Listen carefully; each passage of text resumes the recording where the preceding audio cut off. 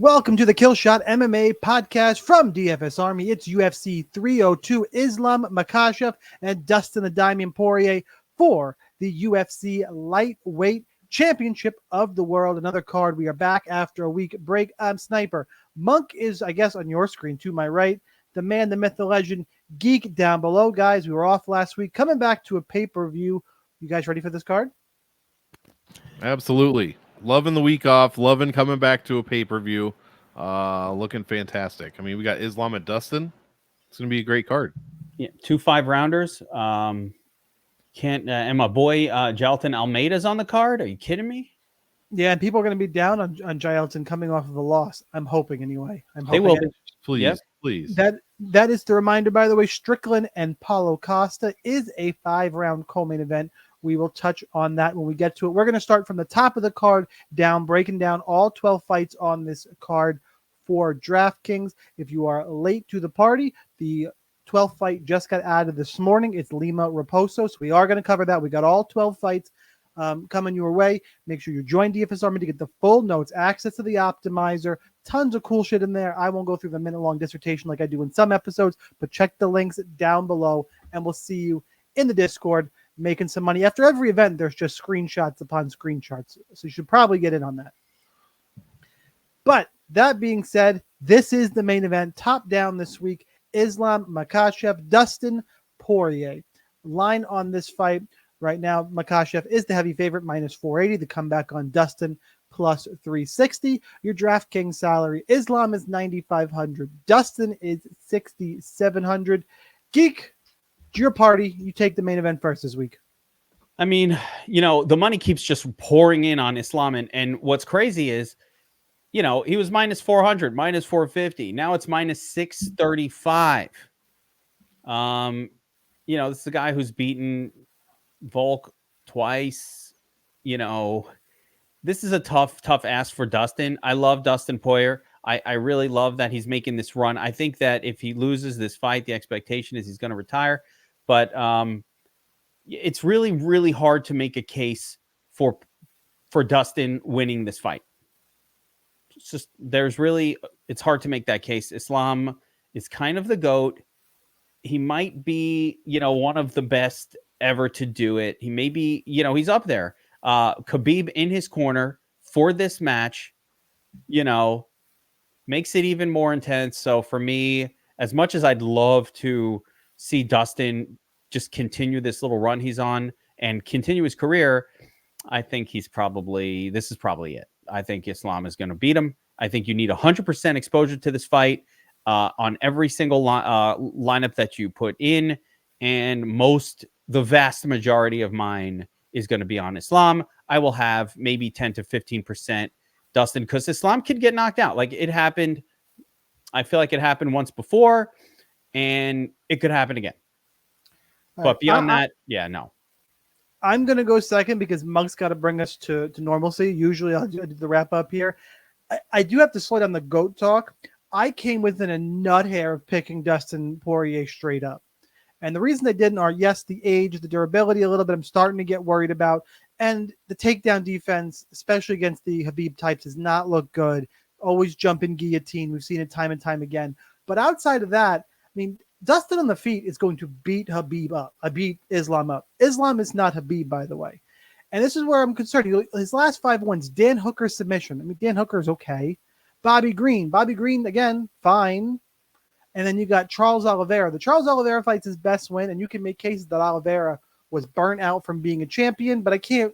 That is a little bit nitpicking here. But then back-to-back wins over the greatest featherweight of all time. If he wants to be the GOAT, you better start putting some lightweight victories together. And I have a couple of questions. Now we got tons of wins prior to that. I'm not saying he's not deserved champion and the best in the division right now, but I think because of who Khabib is and who Islam is, I think where people are mixing the two up just a little bit. I think this line should be closer.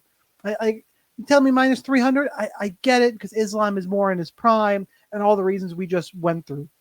Man, if Dustin can stop a takedown and not jump guillotine, he's better on the feet. We've seen it time and time again. There's a really clear path to victory. I do agree with Geek.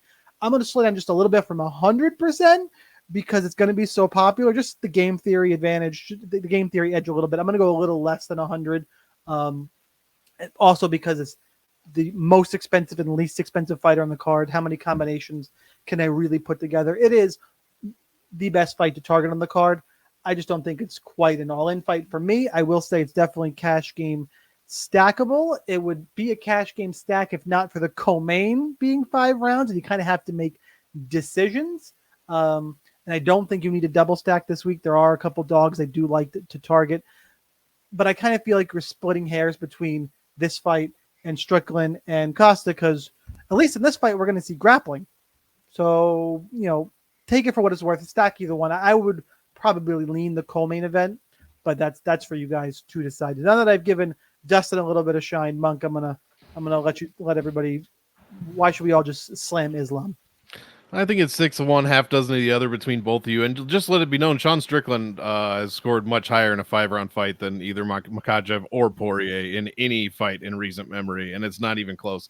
With striking only. Yeah, it's going to be Makhachev for me. I agree with Geek here. I think it's slim chance to beat Makhachev here. He's got a 62% takedown defense, not what you want when you're fighting Islam Makhachev. And the jumping Gilly shit, like, that talk needs to stop.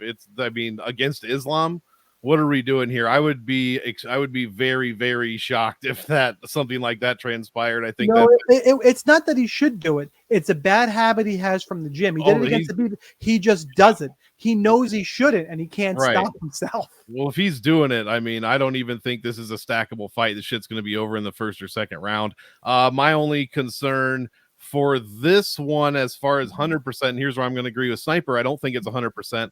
What if this is a second round finish and Makhachev chokes him out without a knockdown?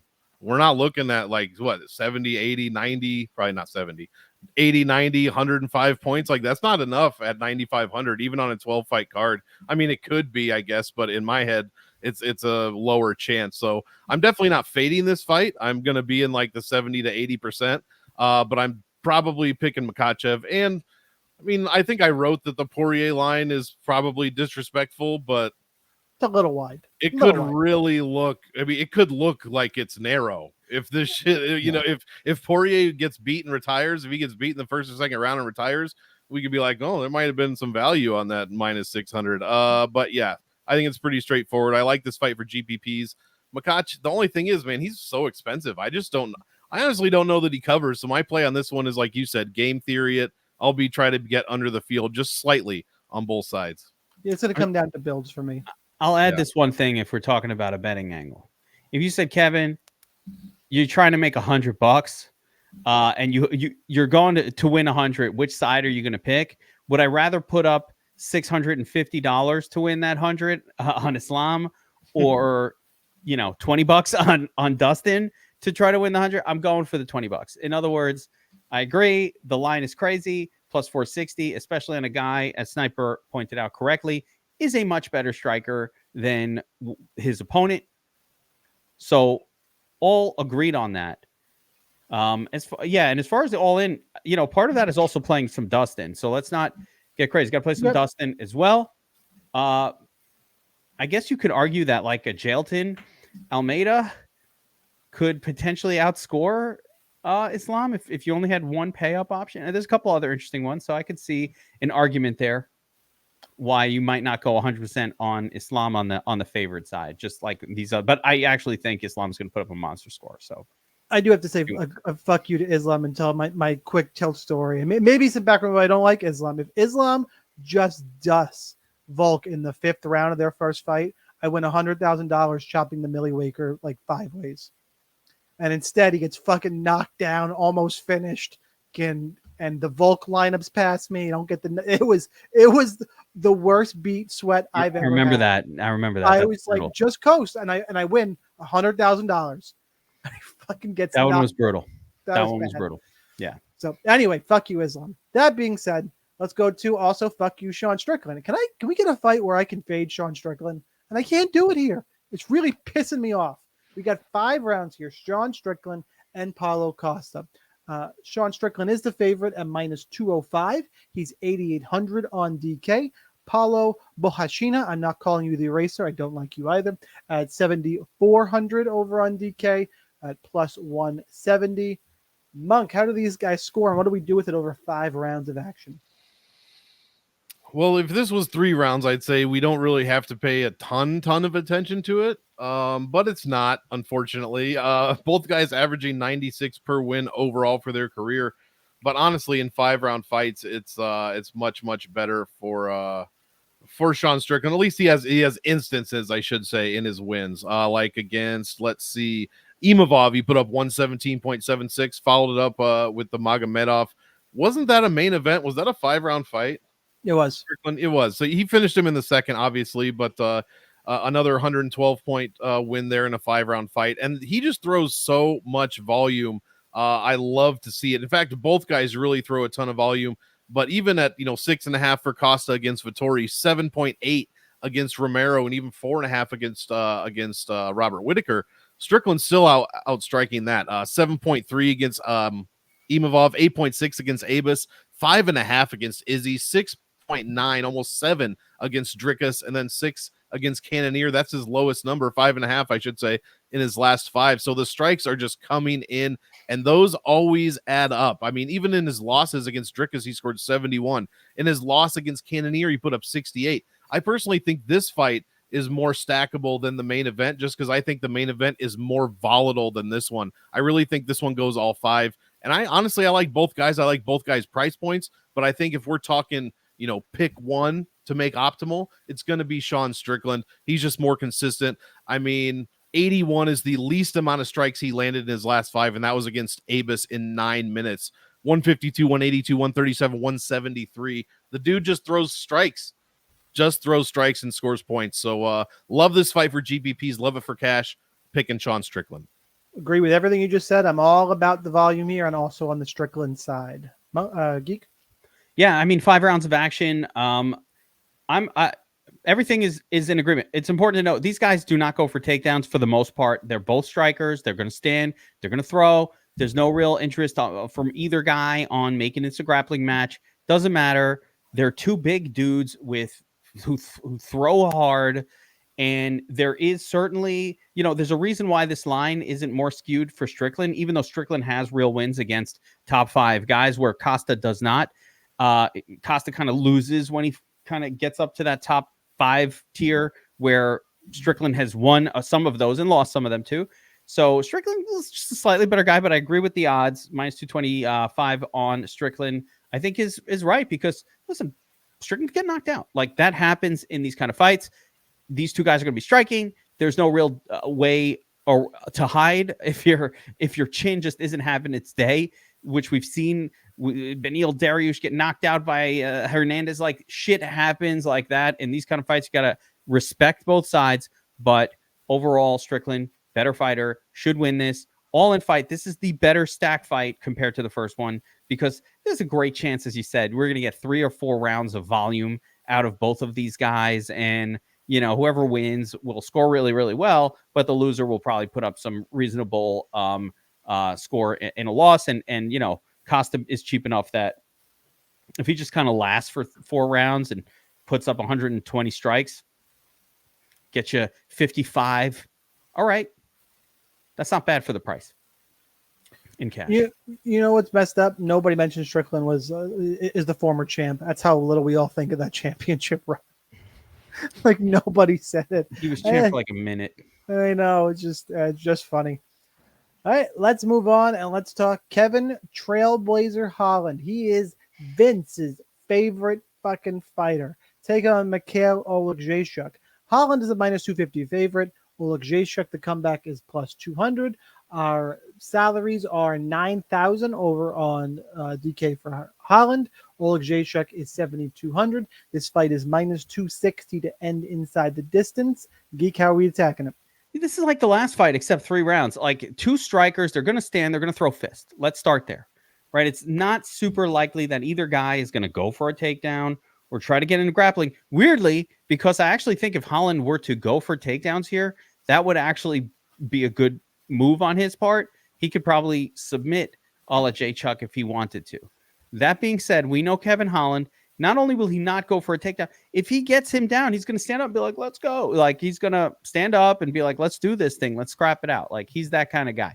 He is not fighting for our money. He's just out there fighting for his own good times. So with that in mind, I think this is a fight set up for Holland to win. He's just bigger than Olejniczak. He's stronger. He's better at MMA fighting than Olejniczak. But we do have two guys who are going to stand and bang. And so there's always that possibility on the other side that the fist touches the chin in the right spot. So for me, Holland's a better striker, straight up. And he is the larger physical human being. Those two things mean 7-inch reach advantage, by the way. Massive reach advantage. There's a height advantage here. There's some reach. Are they fighting at 170 or 185 on this one? I think it's 185 because I think OJ has to be 185. OJ used to fight at 205. You have to cut off a leg. Yeah. It's a middleweight. A small 205er and a small 185er is Michal. But yet here we are. So again, to me, Holland, the rightful favorite, he could score well, but also can score terrible. So as far as your DraftKings card, this isn't at the top of my list of fight I need to target, especially on the Holland side. I don't think I'll have a ton of him because between Strickland and Islam, that kind of eats up a lot of my stud funds. And then there are some other high-priced guys we didn't even talk about Grant Dawson, Basil Hafez, Jailton Almeida, or Alex Morono against Nico Price. There are so many other studs that I'm more interested in effectively than paying up for Holland. So I don't really see having very much exposure to Holland at all here. I'm just going to pull up the inside the distance number. Minus 260. Yeah, it's good. But these other fights have inside the distance and grappling. So for me, this one will not be a priority fight. Yeah, I'm with you. I'm also on the Holland side, set up for him to win. Olejniczak's big power kind of gives him life here, but Holland's been pretty durable, quite honestly. So I'm picking Holland. Also, it annoys Vince, so just a win-win all around for me. What do you got, Monk?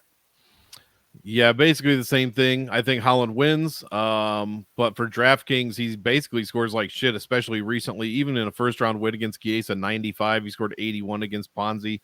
Not really interested in paying up for that. And Michael Olejniczak obviously has the one-hitter quitter power, so I am interested slightly in that. And like you said, Kevin Holland has terrible fight IQ, so whatever he should do, like you said, land takedowns and submit him, he's not going to do that, which gives Olejniczak an infinite number of possibilities to end the fight. So I'm not canceling him out. I might even be a little higher on Olejniczak than Holland if I'm deciding to go next to nothing on Holland. Yeah, I was going to just clarify. I'll probably wind up with more Olejniczak just because, hey, an underdog that wins, I don't really care how much he scores. I just want a winner. And I think he's got it. I'll give him his 30% chance of winning the fight. And if he wins at middleweight, his last three scores at middleweight, Sam Alvey, 124, Cody Brundage, 105, and Chidi and Njokuani, 117. So I want all of that if I am, talking GPPs. He's just going to go and throw shit as hard as he can, and maybe he connects. That's what he's going to do. Love it. Speaking of that, all right, Jailton Almeida taking on Alexander King Kong Romanov. I like King Kong Romanov in terms of a nickname. Almeida is minus 300. Comeback on Romanov is plus 240. Our DraftKings salary, 9.1 for Almeida on DK. And Romanov is 7.1. One of my favorite fights to target on the card. Probably my favorite cash pay-up option. We kind of alluded to it earlier. I'm all about Jailton, but I'll let Monk go into the scoring details here. You said Romanov was plus 240. That's also his weight. Have you seen any pictures of him recently? He has gone all the way back up. So what he cut? No, he was the last time he came in. He was about that, and then he swelled up to cutting to heavyweight again. He got real. That's fat. Where he's still there. Good, because I love Jailton here. Yeah, 9,100. I mean, he cut to 264. Yeah. This is two grapplers. Romanov can't fucking strike. 5.67 against Blagoy Ivanov, 85 strikes in 15 minutes. Meh. But it's Blagoy Ivanov here. I don't, he's not going to put up much resistance. He's just going to stand there and get hit. Jailton Almeida is not going to give you much opportunity to do that. He should be better on the ground, should be able to take Romanov down, who I believe has a 20% takedown defense. That's obviously a very small sample size, but 20% is 20%. And if Jailton Almeida's on top of you, you're not going to be landing that kind of strikes on him. So yeah, I like Almeida here. I'm not worried about any downward elbows coming in while he's getting taken down, but who knows? Maybe he'll figure out to put his head, somewhere else. But yeah, I like Almeida, like the price at 91. And has he even, I don't know what he was against Blades, but he's been 96, 96, 97, and 95. So I don't have the Blades salary in front of me, but this is one of his lowest salaries we've seen so far. And I want to take advantage of that because I don't think Romanov's very good. Yeah, I'm with you on Almeida. Grappling should be better. Should get on top of Romanov. The scariest, and I said everything up front. The one thing I'll be interested to see what you say, Geek. My one concern here is right here. He was knocked out, and he was knocked out by those hammer fists, like Monk mentioned. It was 2.5 months ago. That was not a long time ago. That's my one red flag where I'm like, buddy, that's true. Are you sure? I think I said elbows. Those were hammer fists. Jeez, that's even worse. I think Blades is like a better, significantly better version of Romanov. Like they're not that different, except Blades is just a much better version of what Romanov is. Shape, yeah, for sure. Much better shape, just a much better wrestler, has cardio. I think Almeida got 9 takedowns before he got hammer fisted in that fight. And that was against Curtis Blades, a wrestler. So, the only guy who's ever tried to take Romanov down was Juan Espino. And he did not have, and that guy is not exactly a name that, you lights fear in the hearts of heavyweights. Legend. Yeah, like that ain't a legendary name, and yet he had no problem taking Romanov down multiple times, 4 times in that fight. So that was back in 2021. What has changed? To me, nothing. Yes, Almeida, I agree with you, got knocked out recent. Is that scary? Yes, but who the fuck is Romanov knocking out? Like, he's not that guy, right? So he's not really a power guy at all. He's winning by submission. And if you're trying to finish Jared Vandera, that is not the same thing as being a knockout guy. I mean, everybody has finished Jared Vandera. Literally everybody. That guy is only there to be finished. He's not a knockout guy. I think this is a safe fight for Almeida. I don't know if Almeida has cardio. I don't. Have we ever seen him go past round 2? I don't know. He went all 5 with Lewis. But he just laid on top. But that's not a fight. The Lewis fight was not like a tax your cardio kind of a fight. But that's right. He did do that. So, it was funny. Yeah, I mean, he didn't just lay on him. He was standing up and mount. that was wild. How do you not finish Derek Lewis? I mean, that's a whole aside. That's a whole aside. I think I think Alexander Romanov is a bit of a fraud. Yeah, he is. He won a couple of fights, got super big. Like he stopped. He does not look in shape anymore. He was dominated by Marcin Tybura. I feel confident that Jailton Almeida would finish Marcin Tybura in the first round of their fight. So I don't know how to take it any further than that. Like Romanov's wins have come against the dregs of the heavyweight division. And the second he stepped up to anybody who had even a slight name, he's taken L's. So to me, I think Romanov's a bit of a fraud. I think Almeida has a little fraudulence in him as well, but I don't think this guy is the guy to expose it. We saw it a little bit with Blades, and we may see it again if he kind of steps up against some higher level, like some real high level guys. Like put him in there with John Jones. He made 205. Just go to 205 and run through 205. He's choosing not to. He's choosing. I think the 205 division is open, but he's choosing not to because those guys can stop a takedown, and he's going to get knocked out. Like if he gets in there with somebody who can stop a takedown, he is going to get knocked the fuck out. Almeida. That is just what's going to happen. And I think he's running from the 205 because those guys are more athletic and they know how to stop takedowns. So you're saying heavyweight is full of a bunch of runners like John Jones?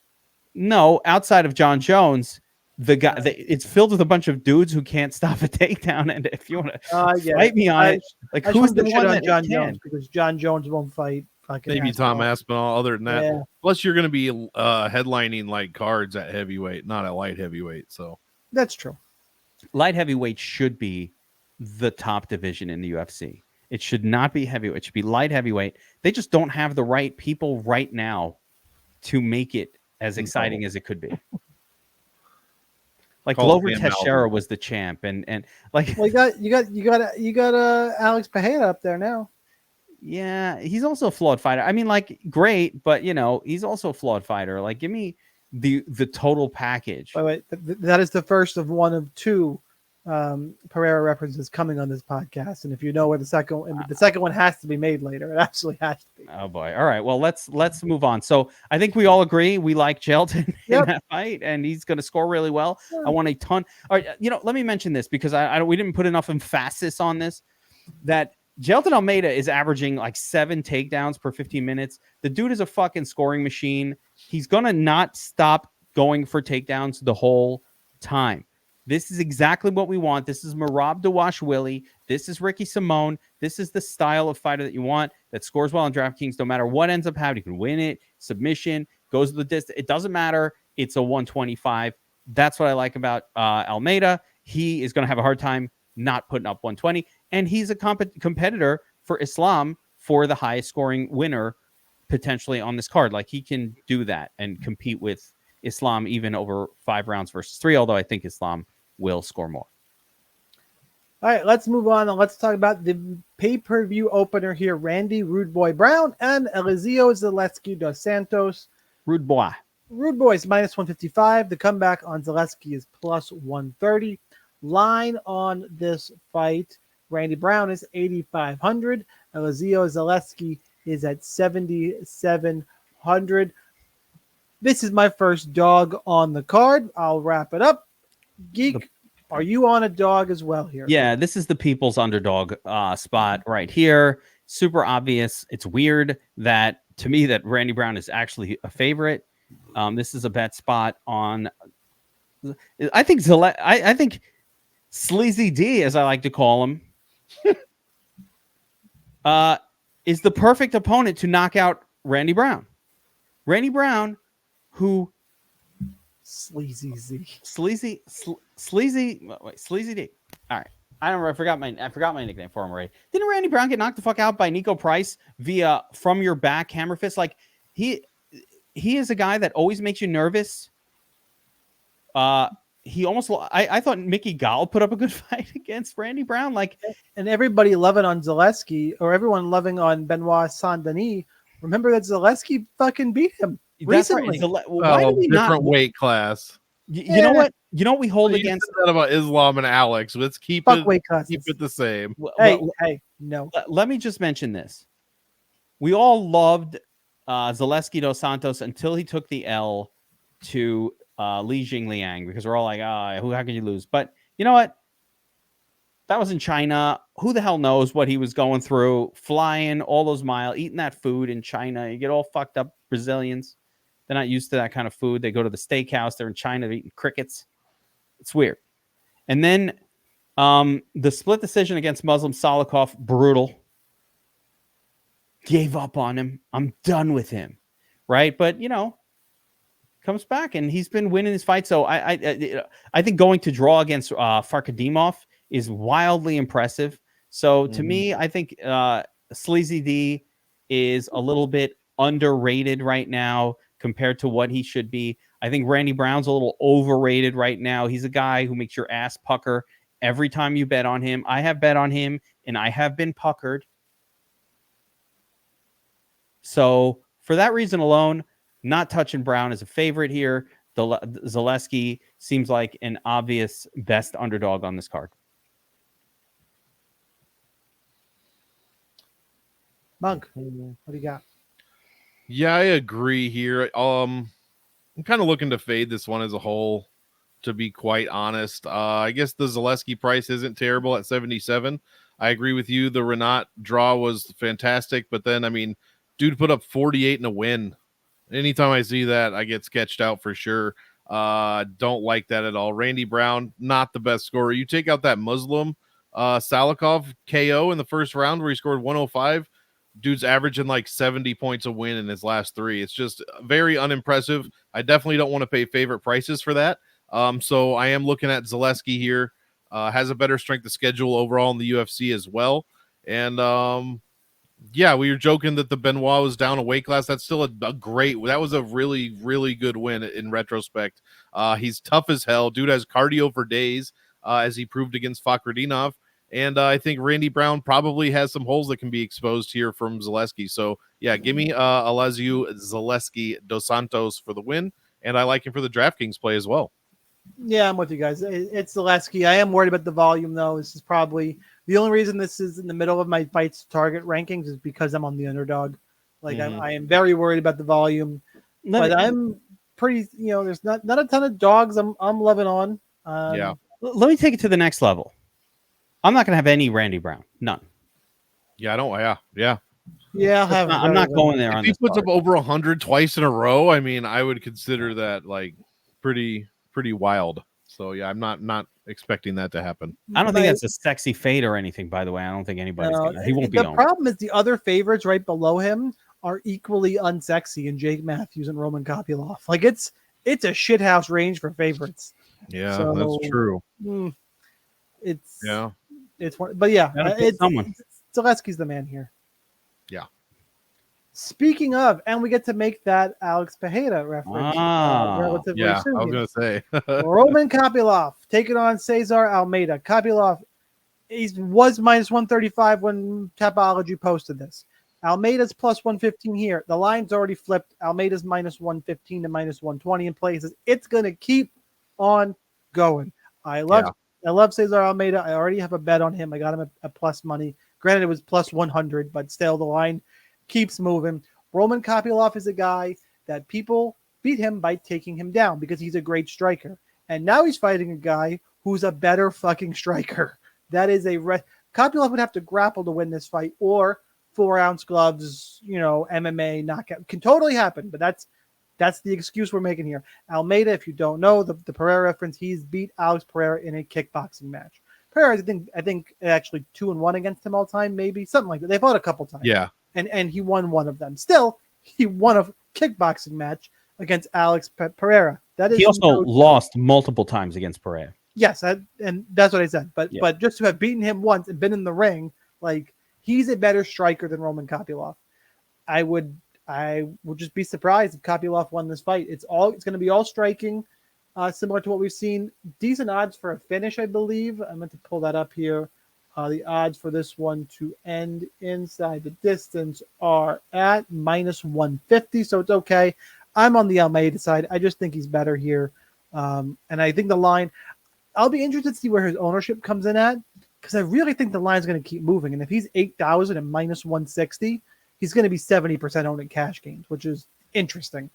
Who's first for this one? I think it's Monk. Yeah, I agree with a lot of what you said. I mean, I don't expect to see any ground game in this. No takedowns. Kopylov's attempted 4 total in his UFC career. He's landed 2 of them. Don't expect to see that here. And if you're telling me the striker's going up against a relatively premier professional kickboxer, yeah, I'm probably going to go with that guy, and especially at an underdog price. Lastly, Kopylov's strength of schedule, while he does have some good wins, his strength of schedule is dog shit. Last 4 are Alessio Di Carico, Puna Soriano, Claudio Ribeiro, and Josh Fremd. So yeah, put him up against a decent fighter in Fluffy, and he got pretty much run through in a round and a half. So yeah, give me the dog shot here, especially if we're getting some odds value at 8K. I understand he's going to be very, very high owned, but the way roster construction is this week, you can still get pretty different, even if you have him in your lineup, I think. So yeah, give me Almeida. I just think Kopylov's going to be probably overwhelmed at his own game here. Yeah, totally agree. Kickboxing matchup, you will not get enough striking in this matchup to score well without a knockdown and a finish. But on a card where I don't expect a high scoring fight, to be honest. I don't.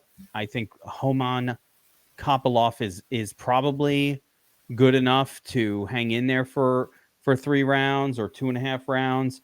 And let's see, we got an inside the distance prop that fight ends inside the distance, minus 150. So it's right there as far as like expected to go the distance. No, do I expect I think that will get Cesar either in round 3 or by decision, and it's probably an 85-pointer. It might or might not be enough in a win to get it done. I wouldn't completely write off Kopylov either. That he is a kickboxer as well, and that's what he does better. So I'm not going to write it off. But I like getting a minus 120 guy for cheaper than his opponent. You get that little Benny going, and it's nice. But with that being said, this fight does not pop off as like it's going to score well. It's more of a, hey, we probably can get an 8K winner here for 85 points. Is that enough? I don't know. What was the inside the distance on that one? Minus 150. Yeah. Oh wow. Okay. Homan Kopylov. All right, That let's go. That seems narrow. I think Monk is eyeing a bet there. Let's Let's talk about alternate pay up options. Grant Dawson taking on Joe Selecki. Dawson is minus 320. The comeback on Selecki is plus 250. Those salaries that I alluded to, we got. Where the fuck is he? There he is. Grant Dawson, 9,300. Selecki is 6,900. Talk about a get right spot. Dawson got knocked out viciously by Bobby Green last time out. He's predominantly a grappler, so they gave him a shittier grappler, Joe Selecki. Geek, how he playing this one? I don't want to shit too hard on Joe Selecki. He is a good grappler. He's got a win against Jim Miller. He's less bad. I think he's underrated. Also viciously knocked out last time out. Yeah, I was going to say. Like, that was bad, too. That was brutal. But I think he's a little bit underrated. I don't think that Grant Dawson has that knockout power. He's not doing that. So it's really going to come down to whose wrestling is better. Both of these guys are going to go for takedowns. And would it blow my mind if they're both in there and all of a sudden it's Selecki who gets the takedown? They're both going for it. Would that be crazy? That would blow my mind. What wouldn't blow my mind is if he hits like a fucking knee bar, or a heel hook, or something stupid. Some That Ryan wouldn't Hall blow my bullshit. mind. Yeah, that wouldn't surprise me. So I mean, Grant Dawson, shit in your Cheerios in his last fight. Listen, there's nothing wrong with losing to Bobby Green. Nothing wrong with that. But I'd also suggest that Dawson's wins, and Monk will already know this, his wins were not exactly against the who's who of, the UFC. I'm talking Demir, can't stop a takedown, Ismagulov. We knew he was going to win that fight. Mark O'Madsen, Mark O'Fraudson, more like it. Fucking guy is gassed. Dare you shit on the Olympic silver medal? I think both those dudes retired after they fought Dawson. And Gordon, these are not great wins. I like Dawson. He scored really well, but Selecki is in my mix of guys that I'm using as an underdog.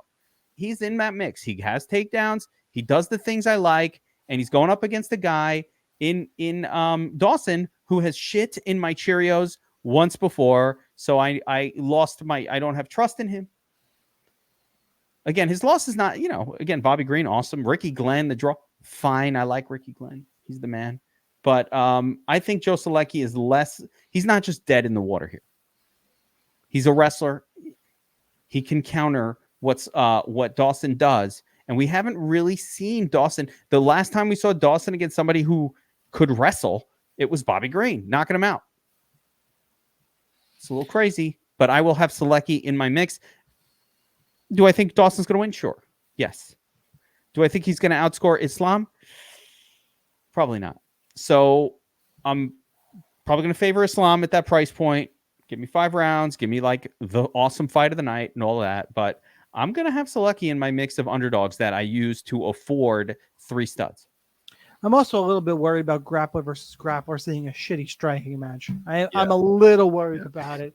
But yeah, I'm all about the Grant Dawson side. Just a matter of how much you can fit in between Almeida, Dawson, Hafez, Makhachev. To me, that's all we're talking about. Monk, what do the metrics say?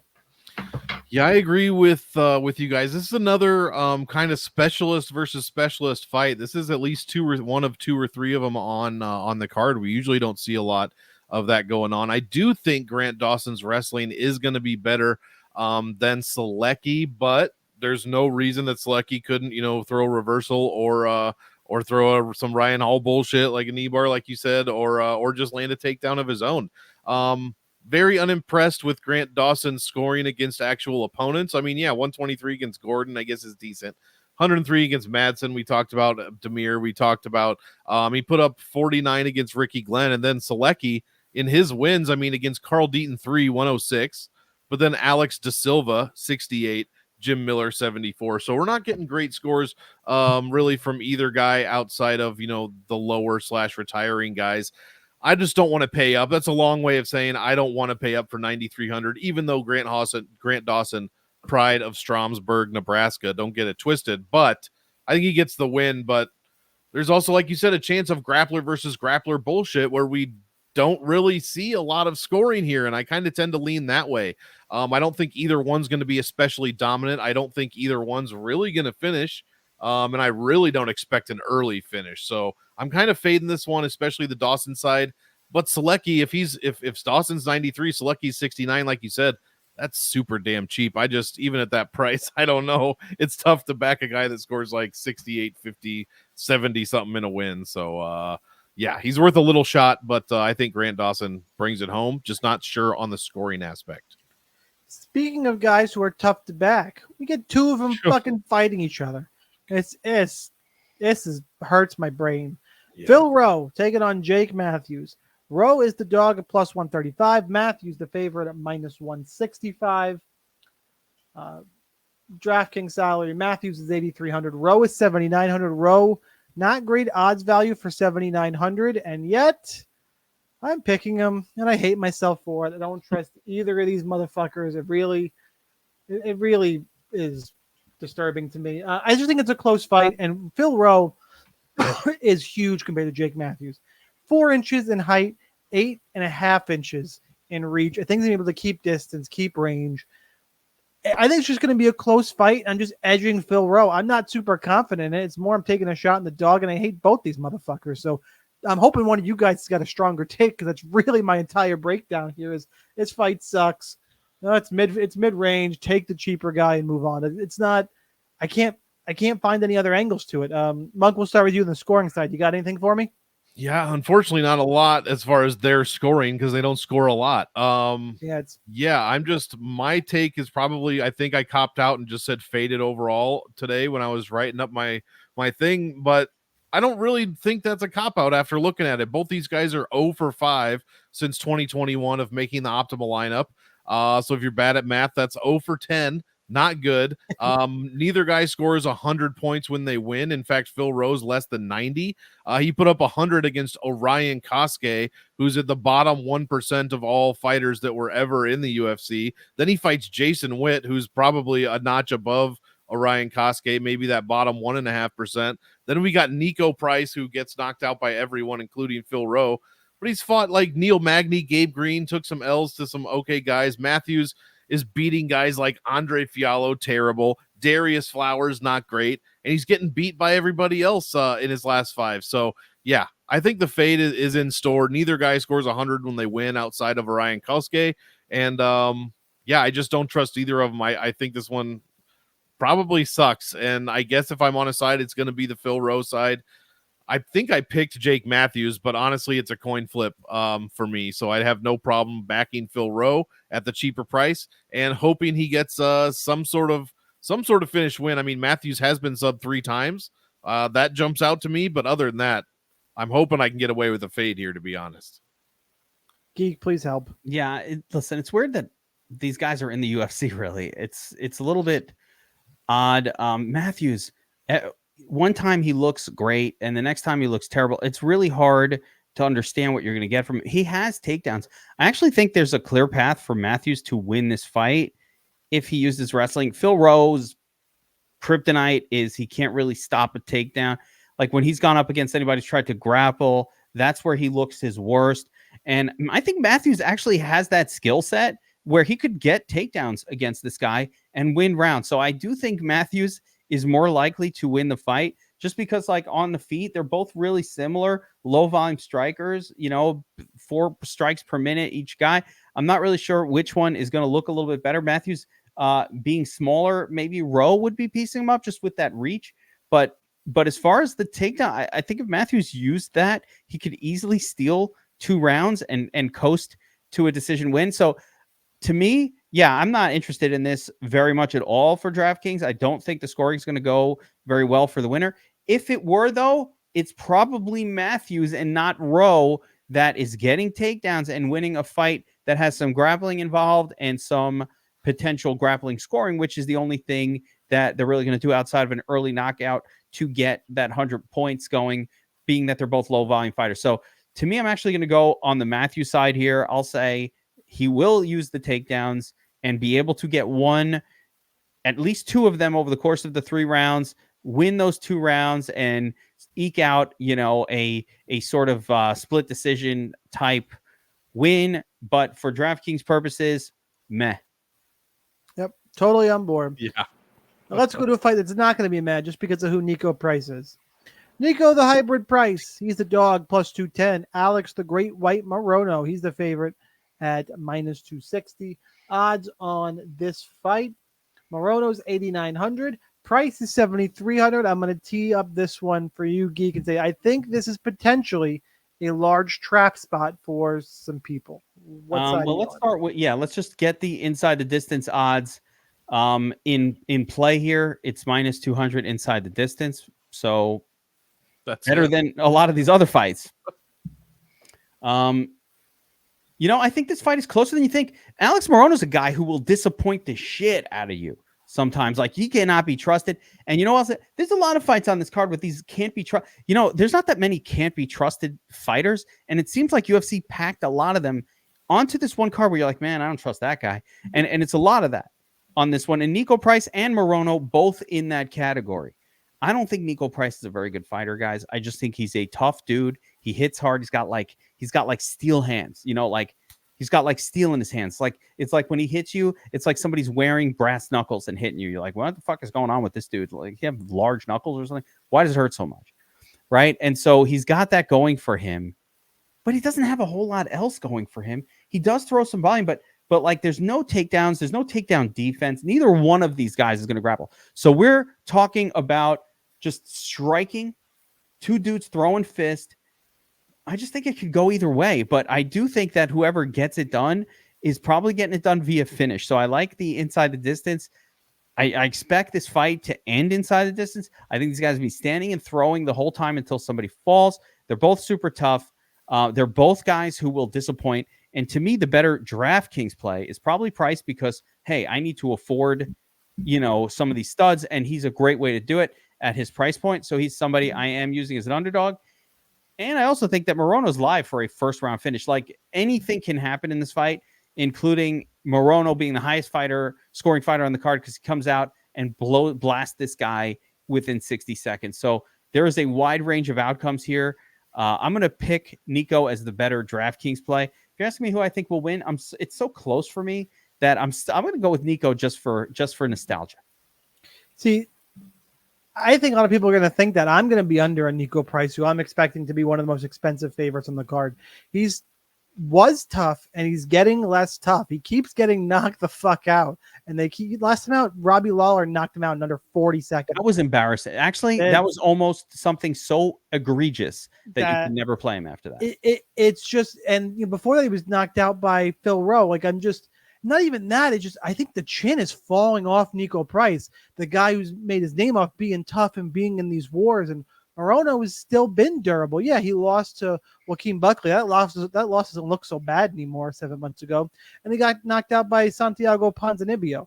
But, and his wins are not great, but his wins are the caliber of competition that Nico Price is. And I'm worried if there were more high scoring fights on this card, I would be way under a Nico Price and take a bold stand. But the problem is, I'm only picking a couple dogs to win. There's only a couple. I got the main event dogs.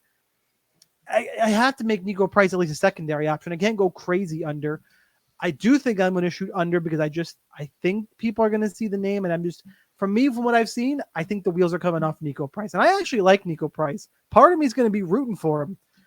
I'm going to be more on the Morono side. I think Morono's a don't have to think too hard about it. Seems obvious after the fact, GPP edge type of play where I can get 15-20% over a Morono and look smart doing it. So I should say, just to clarify for myself, A Price win is not going to end my night. I'll be hurting. I'll be under, but it's not going to end me. I'm not like fading the guy. My gut is he's done. Monk, what do you got? I generally would be fading him, but yeah, I can't trust Alex Morono.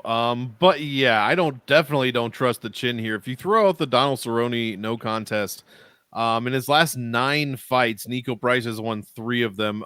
Cowboy Oliveira, James Vick, and who's the other one? Tim Means. He Tim beat Means. the Dirty Bird. What happened to that guy?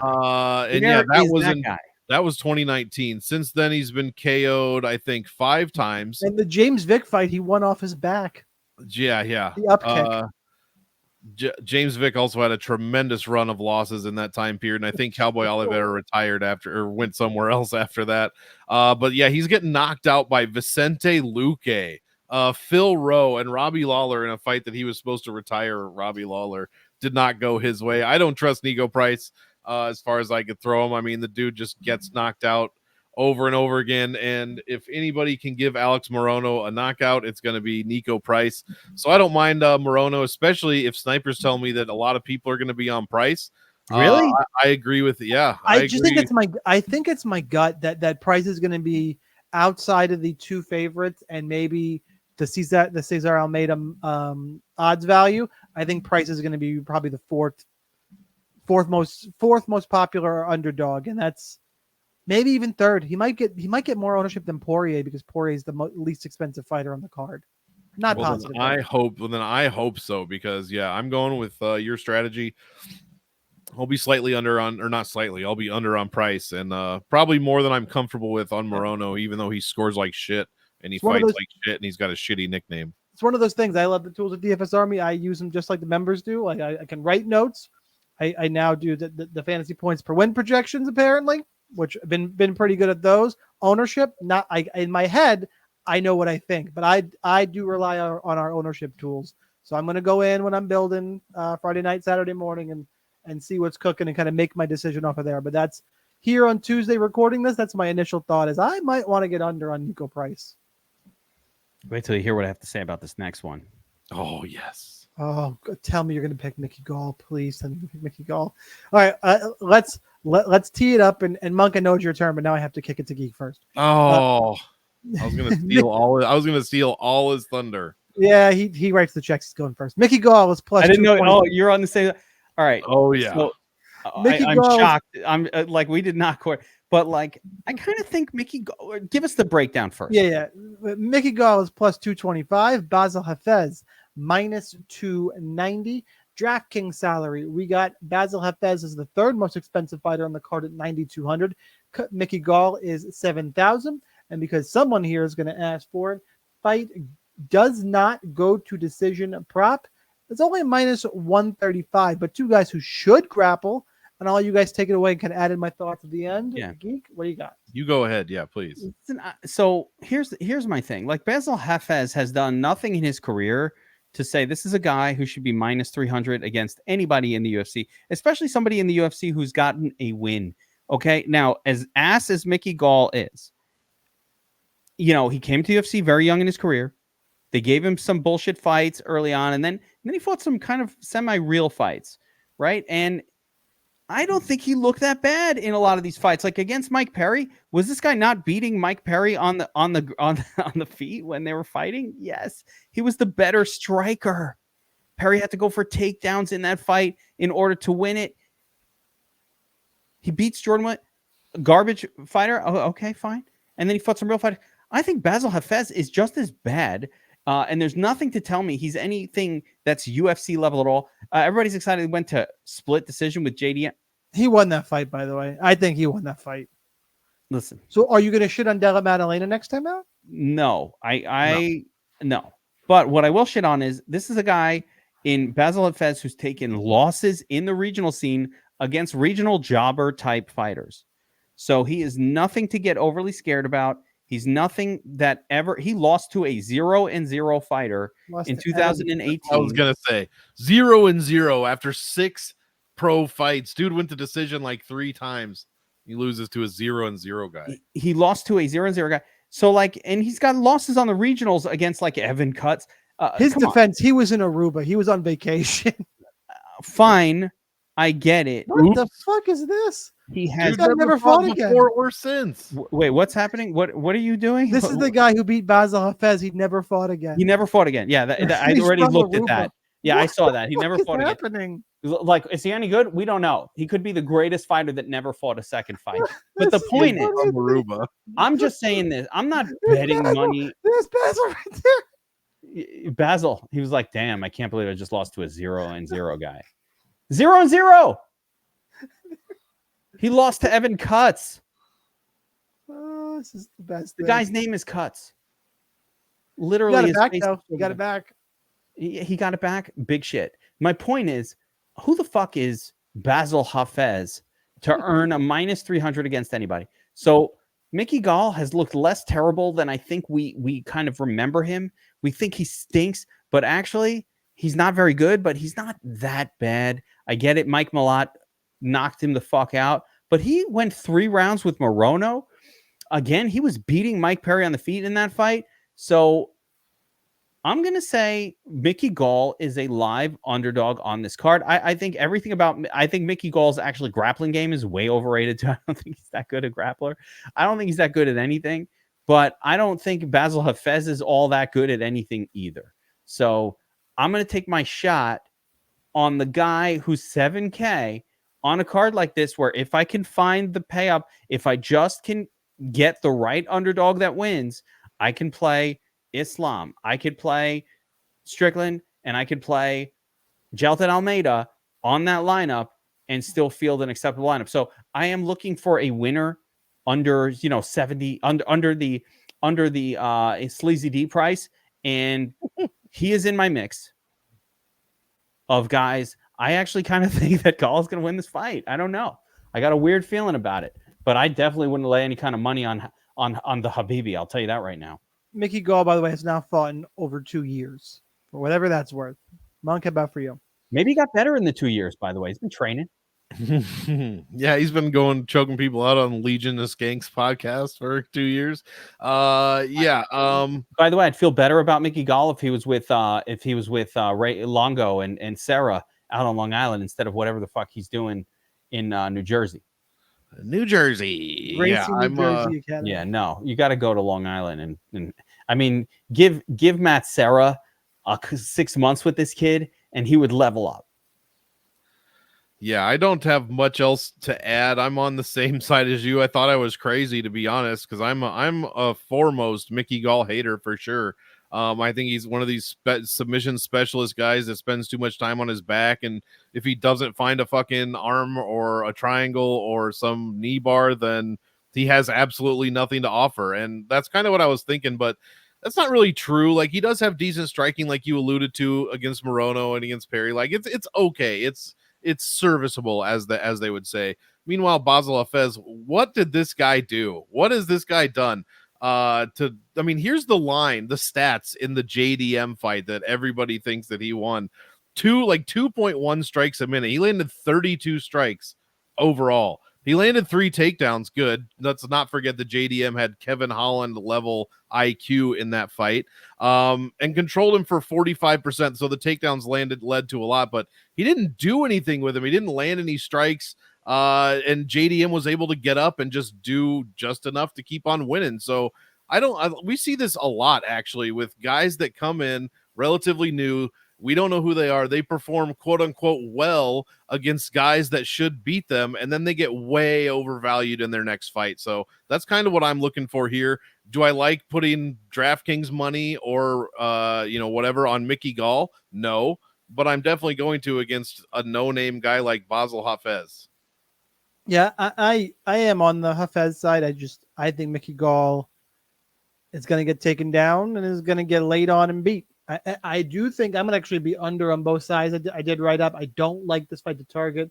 Yep. Minus 135 to get a finish. I think if Hafez does get takedown, or to go the distance, I should say. I think if Hafez does get takedowns, I think it's just likely going to lay on Gall. Gall's going to be happy looking for submissions off his back and do some of that shit. On the feet, it's probably pretty ugly, and Gall's live, so I guess. But I like better spots on both sides. Yeah, I would just play Dustin than throwing Mickey Gall. But if you're gonna make me play one of these two, I'm gonna play Basil. I can't see playing. I'm just gonna say I can't see playing Basil at all. Yeah, what's the point? I don't see any scenario where I'm gonna like outside of making 150 in the 3 and throwing a couple shares in there for shits and gigs. I don't see any reason. Yeah, that outside of the shits and gigs reasoning, I don't see any reason. I'm not playing Basil. Like I'd feel stupid to click that name if Islam is staring me at the face. Like, dude, not me. You're gonna pick Basil over me. Like Basil is like the come on. You pay 100 less for Jay Elton. Yeah, Jonathan Almeida is there for cheaper. What are we doing? Excuse me. Even Grant Dawson, everybody is better than Basil at the high price on this card. I don't need it. I don't need that in my life. All right. Well, you do need in your life an Argentinian butterface twerking. That's what you need. Island Perez. She's the favorite. -265. Jacqueline La Pantera. Can I call her female Yair? Edwards at +210. Oh man! For several reasons, no, I don't think you can. I know. I was just gonna. Fight goes the distance is -275. I'm gonna take the quick breakdown on this one first because I do like Perez, and unfortunately, I think she's sneaky because yes, Edwards did all of a sudden learn, grapple last time out against Norel Cornoli, whatever her fucking name is. I can never say her name. That one, yeah, Nora Cornell. Eileen Perez is a better grappler. Eileen Perez is going to be relentless with it because her striking is dog shit, and I just don't think Josie can stop it. If Josie can stop it, she'll win on the feet. And I actually think this is a live fight for that reason because it's pretty straightforward binary. Either Eileen's going to get takedowns and score a shit ton, or Josie's going to stop them and an underdog winning at her price, any score I'm interested in. So if I didn't give the salaries, which I'm not sure if I did for this one, what the fuck is it? 87 and 75. Thank you. I literally don't understand how Jocelyn Edwards lost that fight to Cornhole. To this, I watched it. I don't understand how she lost. I can tell you exactly how this anti-wrestling bias has gone way too fucking far the other direction where takedowns don't count for shit anymore. Yeah, that was a bullshit. Watch boxing if you don't like takedowns. Like, I get it. We want to have fun, but God, it's mixed martial arts. You have to. The wrestlers. Monk, what did Cornhole score in that fight? Like a 48? That was fucking ridiculous. 43. Yeah, I mean that was fucking ridiculous. I'm sorry, and I'm going to tell you something else. Jocelyn Edwards gets a lot of disrespect for a girl who's effectively won her last 4 fights in a row and won, 5. I'm counting it as win, and then won 5 out of the last 7. She gets a lot of disrespect. I think she's improved her game. All of a sudden, she's going for takedowns. Hello, what? Are we not respecting the fact that this girl who never grappled at all of a sudden pulled some grappling? This is a legit camp. This is something to look at. Like King's MMA, no fucking joke. Yeah. I like Jocelyn in this fight. Okay. I like Jocelyn. I think it's worth a shot on the sportsbook too. It's volatile as shit, this fight. I think it's worth a shot. I think she's improving. She's gotten better. And Perez is, listen, she's a one-trick pony. She's going to go for takedowns. And when a female... What trick? Jump on it. Yeah, her OnlyFans has some other tricks. But like she's going for one thing. She's going for takedowns the whole time. She can't get him. Or can she hold Jocelyn down? Jocelyn can't get back up. What if Jocelyn takes her down? So to me, that's the side I'm interested in. But Eileen, I understand, Sniper, why you like Eileen. Aside from the twerking, she goes for a lot of takedowns. And yeah, she's had a fight where she got 11 of them. And anybody who does that ever in a fight, got to respect it. Got to respect the DraftKings scoring potential for somebody who's willing to do that. But I don't know. I think Jocelyn Edwards getting a little disrespected here based on that fake loss she took in the cornhole fight.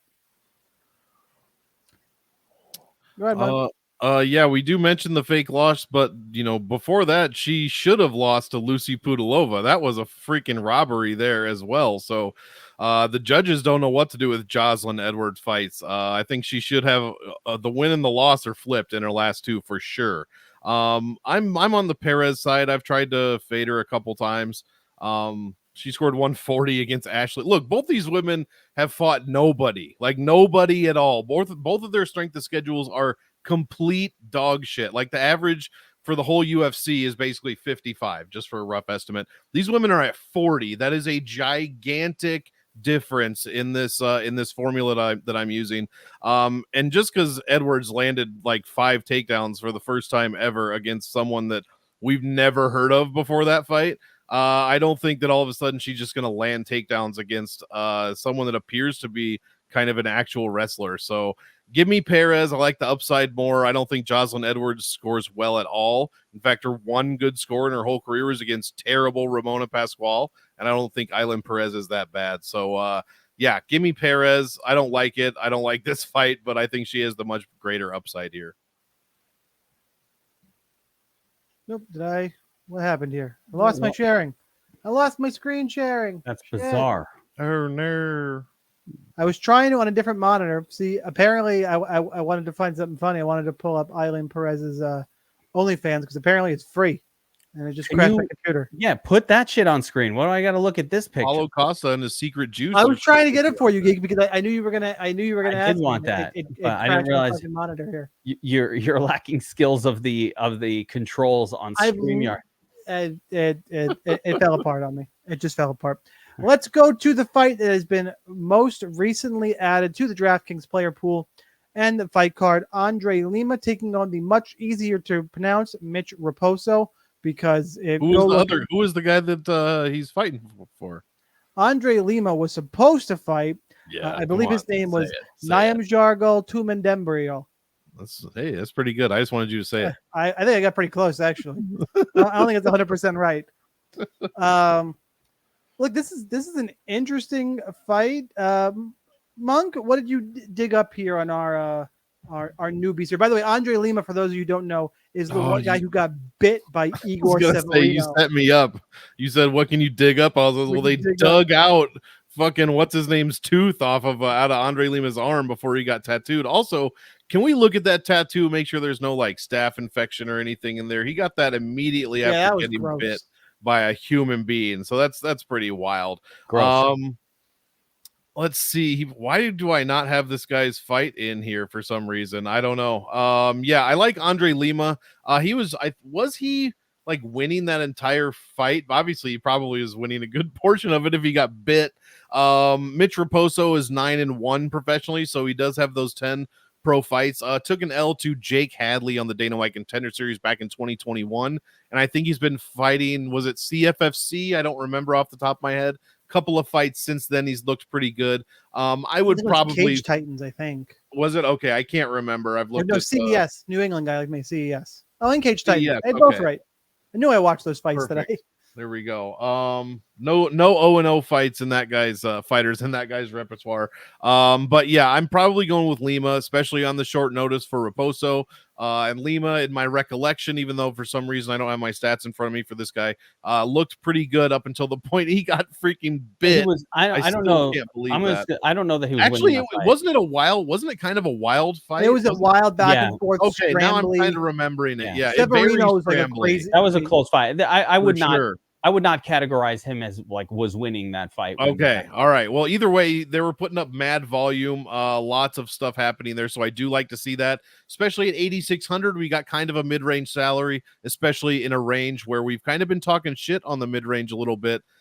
Could be an interesting option, but I think there's also like Perez might have a better ceiling, who we just talked about, if she can land takedowns. Who's at 85? Randy Brown? Not really. 83, not really. Jake Matthews. So yeah, maybe a decent and okay little pivot first fight of the night if you're into that whole thing. Yeah, really, for me, I kind of like Raposo because he's legit. He seems decent. He's an underdog in this spot. I think it's a close fight. Lima clearly has got holes in his games. I do like that he never stopped moving through a lot of volume. I actually think it's just a super close fight. Nothing against Lima here. I'm kind of just taking the dog shot on Raposo for the price. And again, Lima was losing his last fight, and Severino's not great. So I lean ever so slightly towards Raposo, who when I watched tape, all I was really watching was for, okay, is this guy a super scrub? And he's not a super scrub. And, he was on the Contender Series 3 years ago when he was 22. Now it's time for him to make his debut, and I think he's got a real shot here. So he's my preferred DFS play. Geek. I'm just going to throw this out there. It's important to understand this is also just a pretty interesting fight from a scoring perspective. Raposo is a takedown guy, as is Lima. So Raposo is pretty relentless. He wants to grapple. Lima wants to grapple. Somebody's going to be better at it than the other guy. Do I know who that is right now sitting here? No, we're going to find out, right? We're going to find out. But when both guys want to grapple and neither guy has the best takedown defense, we usually get a fight that scores well for the winner. So I think I need a $7,600 guy. Raposo is that price. True. He certainly could win.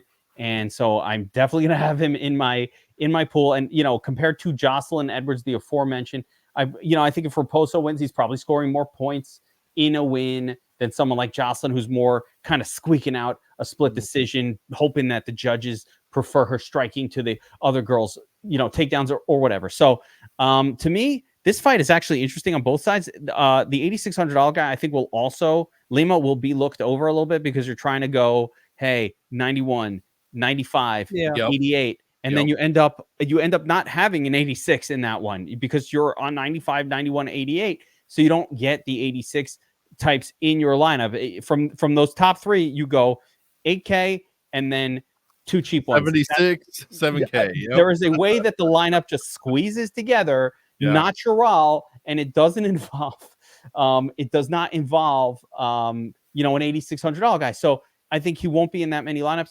But the flip side is I do think that you got to have both sides of this fight. It'll be low owned, and especially Raposo. I don't think he's going to be a popular play. No one likes the late replacement guys. And, we saw it fucking A. Wasn't it last week or 2 weeks ago that like a late replacement guy comes in at 6,900 and absolutely starches Mr. 9,300 or 9,400 or wherever the hell that was. I don't know if it was last week or 2 weeks, the last card or 2 cards ago. But this shit happens all the time. So I don't think either guy is a trustworthy favorite. I do think Lima is going to win. So I will I will force some exposure to him based on no one plays the $8,600 guy. But I'm going to have both sides of this fight. I think it's a good one to target on DraftKings for scoring. I think the fight you're mentioning or recollecting was almost exactly a month ago, UFC Vegas 91. Chris Padilla beats James Yamez Yantop. Yeah, it was Lontop. That's right. It was the $8,200 guy, actually. The minus 300, $8,200 fighter that shit on your lineups. Yep, that was no fun. Yeah, that sucked. All right, guys, we got to talk kill shots. If you don't know what a kill shot is, it's an under-owned fighter, typically a dog, somebody unexpected who can get you W, win you a GPP. So main event, co-main event guys can't count. As much as I want to take Diamond, he is not eligible. Before I do that, hit the like button, subscribe to the channel. Links down below. Join DFS Army. I will be thin pickings this week, but I will be gracious and let you guys go first. Who's got one teed up? I'm gonna get crazy. Go ahead. I'm gonna get crazy with it. That's what I said before the show. Yeah, I'm getting crazy with it because listen, I'm not Dos Santos. I think we shouldn't even be allowed. Right? Everybody's playing Dos Santos. He is the underdog of the night, the people's underdog. I'm going Mickey fucking Gall. He did it. Yeah, that's right. Fucking Mickey Gall shocks the world against a fraud who wants to take him down. And he's like, yeah, okay, let's fucking grapple, bitch. And Mickey Gall steps up. By the way, another cringy thing Hafez has done is see the picture of him all over social media from him and Gall were in some grappling tournament, I don't know, 5-10 years ago, whenever it was. And Hafez won. He's posting that picture all around them with the podium. With Hafez. It's over. It's one of those things I was like, man, I wouldn't do that. This is over. That's bad. Dude, I'm going. That's bad juju. Fuck it. By the way, you know what's fun about that pick? If it comes through, everybody's going to remember. Geek picked that mother. That's a bonus. Let's go, Mickey Gall. There you go. All right, Monk, who you got? I told you before the show I was thinking about picking Mickey Gall. Also, as a stat guy, I would be remiss if I didn't mention that Poirier is over 35 years old, and everyone knows 155 and below over 35 are 0-15 in title fights. Yeah, I think the Mickey Gall one is wild, and I'm 100% behind it. I can't believe I say that as a certified Gall hater. I think I'm going to settle on. Geez, sheesh, it is slim pickings. I'm going. Can I go Cesar Almeida? Nope. Can I do? That's definitely not a kill shot, but yeah, Oh yeah, over 77. What am I thinking? He's 8K. He's also favorite at this point. He will be a very that's popular. also true. Zaleski was the one. Why not? Just for fun, I'll go crazy. I don't want to double up. Mickey Gall's a great pick. I'll go Michael Oleksiejczyk. Kevin Holland's going to make some crazy, dumb mistake. Stand up Oleksiejczyk after he has him dead to rights. And Oleksiejczyk's going to land a huge shot and make Kevin Holland finally pay for his crimes of terrible fight IQ. So give me Michael O in a wild pick. And I will take my fellow Northeasterner making his UFC debut on short notice, Mitch Raposo. Opening fight, short notice fighter. I'll take Raposo if I can't have the diamond. By the way, I think Jocelyn Edwards would have been a reasonable kill shot. Thought about it. You know what? Yeah, I was eyeing her. If Raposo wasn't there for the grab, that was probably my backup was Edwards. But yeah, this will be an interesting card because of the way you have to construct your lineups. Yeah, it's like do I or don't I are the two favorites in the main event. And you really got to just play that main event. You got to play both of them. You got to really just play them in most of your lineups. I'll have the favorites in most, but you mix in. Listen, Poirier, does he have another miracle in him? If anybody does, why not him? You know what I'm saying? It's possible. Kevin Garnett, anything is possible. It sets up the Dustin Gaethje rematch again for the title. No, they would rematch They would rematch this fight before they. Yeah, you'd see this one again. Yeah, probably. But I'm hoping. I hope I will be rooting hard. I got to have some Dustin lineups just because I want to root hard for the guy. Yeah, and so I will have some Dustin lineups just for the rooting interest alone. Yeah, it could happen. Who's your highest owned guys before we get out of here? Who's highest owned? Who's your number one? Just name one guy. Who's going to be your highest owned guy? It's probably Strickland. So I was thinking Strickland or Almeida. Those are the two on the tip of my tongue as well. Yeah. I love Almeida too. Dude, 9 takedowns before he got knocked the fuck out in 2 rounds against Curtis Blades. I mean, come on. Yep. And that Strickland being a 5-rounder, don't sleep on that one, guys. Yeah, it's probably Jailton just because the Strickland fight, at least I want to play the other side. I don't want to play the other side. I think you probably should get a couple shares of Romanov too. You got to get a couple. If I have 100 lineups up, it's going to be like 10 or under though. That's 10%. I mean, that's exposure. Yeah, that's a reasonable. I would not go 0 because Almeida might be a fraud. Could be. God, I hope not. I hope not though. I hope not too. I picked him. When he came out, I said this guy will be the champ at 205. I made a statement on Twitter that's maybe somebody screenshotted from 2 years ago. Like, I think this guy will be the champ, and and then he was like, I'm heavyweight now, and I was like, oh, that's weird. So why would you do that? I thought at 205, I was like, who you got to go through? Teixeira at the time. I was like, dude, this is an easy division. You should stick at 205. Fantasy Football Geek Almeida champ on Twitter. I did call him out to be the champion. You're gonna have to do a lot of searching, but I did make that call, and I said, mark it down. I like it. Yeah, after his first fight, I was like, this guy has got some serious. Like, I basically thought, who at 205 is doing this? Like, this is lightweight, light heavy Marab right here. Yeah, found it already. It wasn't even hard. Yeah, it wasn't even that hard. That's wild. Here. Right here. Do we take another step forward? My Jailton will be champ prediction today. UFC okay, there it was. So yeah, I've been saying it about him. When is that from? 2022. So listen, it hasn't come true yet. But he hasn't done anything other than win. Got knocked out, but then he's just been winning nonstop. But again, I did not at that time expect him to go to 260. I think he should have stayed at 205, and I still think that because who the fuck are you facing at 205? You've got a much easier pathway, in my opinion. Like, who are you going to fight? That would have been way different too, because he would have cut through that division right at the same time. All this other shit's been happening with Pereira and Yuri. This shit would have got interesting really quickly. Here's the actual post. May 26, 2022. Mark this down. Jailton Almeida to the day will be the UFC light heavyweight champion within the next 12 months. So he fucking fought but he at left light heavyweight. But he left light heavyweight like I after know. that tweet. So He's I was like, fuck that tweet. I mean, I didn't know he was gonna leave. I felt like I really truly felt at that moment like, oh, this guy beats Glover Teixeira all day, or Glover Teixeira. I was like, he beats Glover all day, and Glover was the champ at the time. So I was like, this guy should win. And who is he fighting? Oh, and it was Jan Blachowicz. I was like 205, Jan Blachowicz and Glover Teixeira. Fucking Junior Almeida destroys both. Just all he needs is a shot, and he's the champ. I stand by it. Not wrong. No. All right, guys, that's what we got for UFC 302. It's in the can. Hit the like button if you did not already. Go follow Monk on Twitter at Monk Maddox, Monk MMA Addicts. For those of you who can't spell, Fantasy Football Geek.